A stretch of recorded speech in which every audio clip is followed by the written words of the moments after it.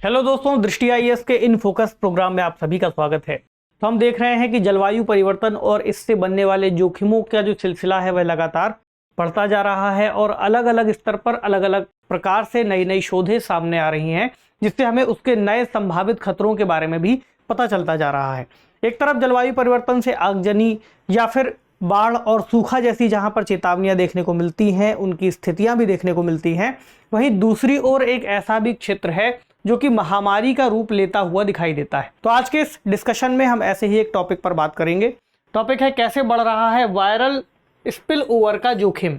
तो एक जो शब्द है यहाँ पर वायरल स्पिल ओवर, इसके बारे में भी समझेंगे। क्या शब्द है, क्यों इसको गढ़ा गया, क्या इसके अंतर्गत बातें सामने आ रही हैं, किस तरह से जोखिम बढ़ रहा है और क्या क्या संभावनाएं हो सकती हैं जिसके जरिए इसको रोका जा सके या फिर इससे बचा जा सके।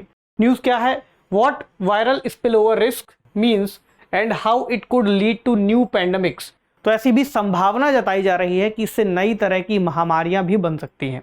एक वायरल या फिर वायरस जनित जो बीमारी थी कोविड महामारी, उसको हमने बीते कुछ सालों में उसका बहुत ज़्यादा प्रभाव देखा, उसके गंभीर परिणाम देखे और ये भी देखा कि वायरस से जो संबंधित बीमारियां हैं उसके पीछे जो जलवायु परिवर्तन है उसका भी एक अहम योगदान हो सकता है।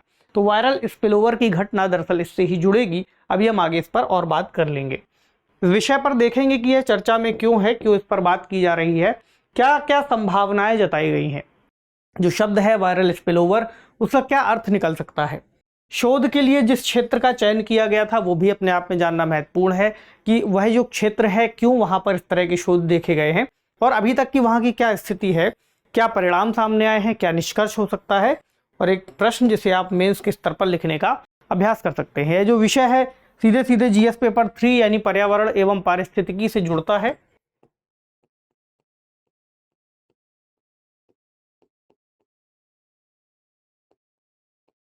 इसके अलावा मानव स्वास्थ्य से भी इसका सीधे सीधे संबंध हो जाएगा।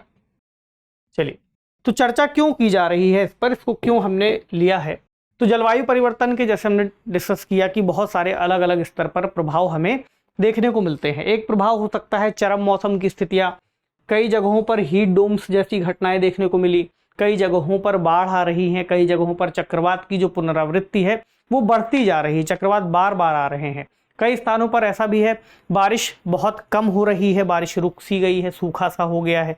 कई स्थानों पर बारिश बहुत ज़्यादा हो गई है, कई नदियाँ अपना रास्ता बदल रही हैं, कई जो वन है वनों में आग लग रही है। बहुत सारी अलग अलग स्तर पर घटनाएं घटित होती दिख रही हैं। इसके अलावा जो तापमान है, तापमान पर भी जो हमने एक अनुमान लगाया था कि इस सदी के अंत तक हम उसको एक स्तर तक कम कर लेंगे, लेकिन उसके बावजूद अभी हम उस स्तर तक पहुंचने में कामयाब नहीं हुए हैं। तो जलवायु परिवर्तन या इसके साथ साथ ग्लोबल वार्मिंग की जो घटनाएं हैं वो तेजी से बढ़ती जा रही है।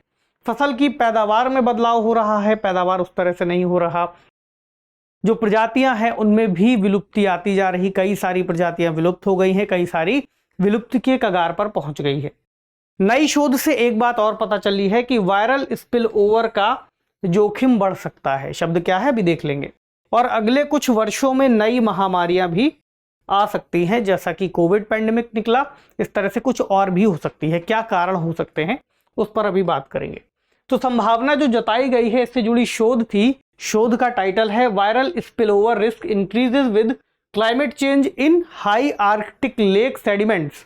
और इसको किसने किया था, proceedings of the Royal Society B, इससे संबंधित है ये जो शोध की गई है। इस शोध में बेसिकली एक बात देखी गई है कि जो आर्कटिक का क्षेत्र जो कि काफी सुदूर उत्तर में पड़ता है, वहां पर जो ग्लेशियर मौजूद है, जो झीलें मौजूद हैं जो कि जमी हुई है, ग्लोबल वार्मिंग से क्या हो रहा है कि वो जो झीलें हैं वो पिघलती जा रही हैं।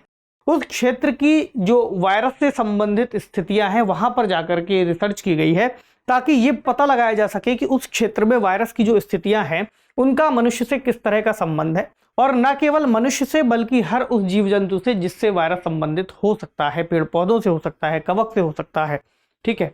तो वायरल वेक्टर की अलग अलग प्रजातियां हैं और इनका उत्तर की ओर स्थानांतरण हो सकता है, ऐसा भी देखा गया है, और खासतौर से उच्च आर्कटिक क्षेत्र में। और उभरती महामारियों के लिए अब ये जो क्षेत्र है उपजाऊ जमीन के रूप में कार्य कर रहा है, जिससे ऐसा देखने को मिलेगा कि आने वाले समय में अलग अलग तरह की बीमारियां उस क्षेत्र से इस क्षेत्र की ओर आ सकती हैं। तो वायरल स्पिल ओवर जिस शब्द की बात की जा रही है उस पर भी बात कर ले। तो चूंकि वायरस पृथ्वी पर मौजूद सबसे प्रचुर मात्रा में एक तरह का जीव है, एक तरह का एंटिटी है, तो ये पृथ्वी पर बहुत ठीक ठाक संख्या में मौजूद है। लेकिन इसके साथ दिक्कत यह है, अगर आपने वायरस का स्ट्रक्चर पहले स्टडी किया है तो वायरस एक तरह से सजीव और निर्जीव की बीच की जो कड़ी है उस तरह से कार्य करता है। यानी वायरस अपनी सामान्य अवस्था में एक निर्जीव की तरह व्यवहार करेगा, लेकिन जैसे ही उसको किसी मेजबान की, किसी व्यक्ति की कोशिका मिल जाएगी, वो तुरंत ही जीवित हो उठेगा, एक तरह से सजीव की तरह व्यवहार करेगा और खुद को रेप्लिकेट करेगा, यानी खुद अपने समान और भी अन्य अलग अलग वायरस उसको बना देगा। तो उसको मेजबान की कोशिका चाहिए संक्रमित करने के लिए, ताकि वह अपने आप को रेप्लिकेट कर सके और अपनी संख्या को बढ़ा सके। अब यहां से ही मामला बनेगा। अभी हम थोड़ा सा बात कर लेते हैं। तो जो वायरल स्पिलओवर वाली बात है, इसका क्या मतलब होता है? वायरस और मेजबान का जो संबंध है सुपर किंगडम के भीतर अपेक्षाकृत स्थिर रहता है। इसका क्या मतलब हुआ? देखिए, कोई भी वायरस अलग अलग स्तर पर अलग अलग तरह से विकसित होता है या फिर फलता फूलता है। कुछ वायरस ऐसे हैं जो बंदरों से आगे बढ़े, कुछ ऐसे हैं जो चमगादड़ों में पाए गए, कुछ ऐसे उदाहरण हैं जो किसी पक्षी से संबंधित हो सकते हैं, कुछ ऐसे हैं जो किसी पेड़ पौधे से संबंधित हो सकते हैं। तो उनका एक पूरा पूरा सिस्टम है कि वो उसके अंतर्गत ही उस मेजबान के साथ ज़्यादा तेजी से विकसित होते हैं। तो उनका जो संबंध है, जितने भी सुपर किंगडम है उनके भीतर लगभग स्थिर रहा है, स्थिर रूप से देखा गया है। लेकिन जैसे ही इस संबंध में बदलाव आएगा, ये घटनाएं बहुत ज़्यादा बदल जाएंगी और वायरस के जरिए एक नए मेजबान को संक्रमित करने की संभावना बढ़ जाएगी। तो अभी हमने जैसे कोविड के दौरान इस बात को देखा था कि कहाँ से आया, इसका उद्गम अपने आप में जानना कई तरह की डिबेट्स को लेकर के आया था कि कोई कह रहा है कि किसी चीज़ से आया, कोई कह रहा है कहीं से आया, कुछ लोगों का मानना था कि इसको लैब में बनाया गया। तो अलग अलग तरह के इसके वर्जन देखने को मिले।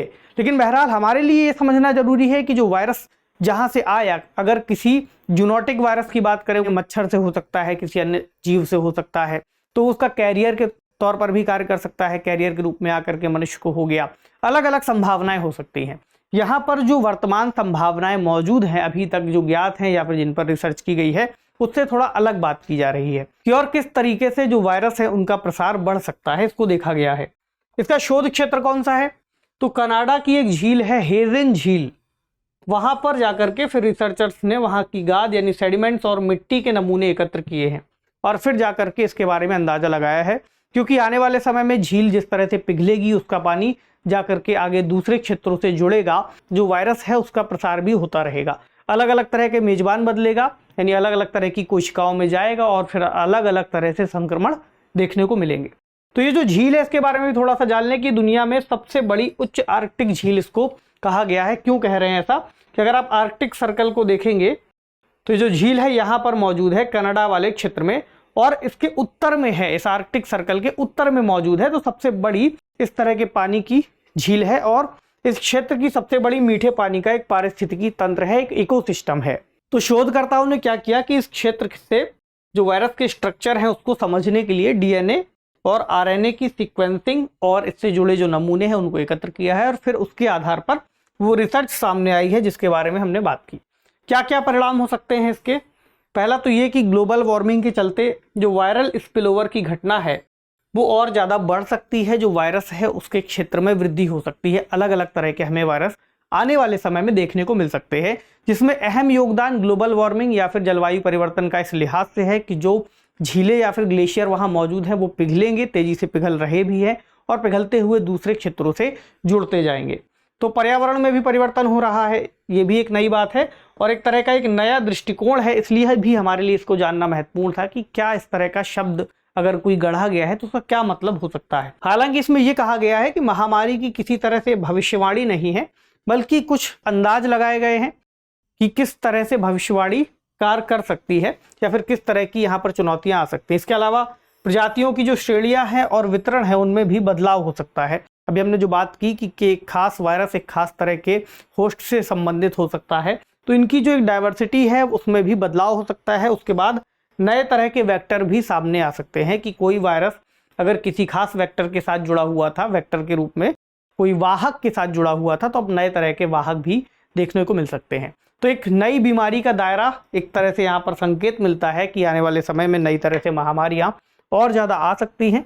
तो इसका समाधान करने के लिए सबसे बड़ी बात यही है कि जो हम जलवायु परिवर्तन को रोकने के लिए या फिर सीमित करने के लिए उपाय कर रहे हैं उसमें हमें तेजी लानी चाहिए और प्रकृति को लगभग उसी तरीके से हमें छोड़ना चाहिए जिस तरह से अभी वो मौजूद है। उसमें बहुत सारे बदलाव करने की कोशिश नहीं करनी चाहिए, जैसे कि जंगलों की कटाई या फिर नए तरह के पारिस्थितिकी तंत्रों में जाकर के किसी तरह का व्यवधान पैदा करना। ठीक, तो इसके साथ ही इस टॉपिक को हम विराम देंगे। अब देख लें इससे जुड़ा हुआ एक प्रश्न, वायरल स्पिलओवर की घटना क्या है, जलवायु परिवर्तन का इस पर किस तरह का प्रभाव देखा गया है, चर्चा कीजिए। तो 150 शब्दों में इस बात की व्याख्या करते हुए कि क्या है शब्द का मतलब और फिर किस तरह से इसको जलवायु परिवर्तन की वजह से इसमें वृद्धि हुई है, इसके बारे में आप इस उत्तर को फ्रेम करेंगे 150 शब्दों में। तो उम्मीद है आज के सेशन में आपने कुछ सीखा होगा। त्योहारों का समय है, ठीक से पढ़ाई कीजिए, ठीक से त्योहार को उत्साह के साथ मनाइए। इन्हीं शुभकामनाओं के साथ पढ़ते रहिए, अपना ख्याल रखिए। शुक्रिया।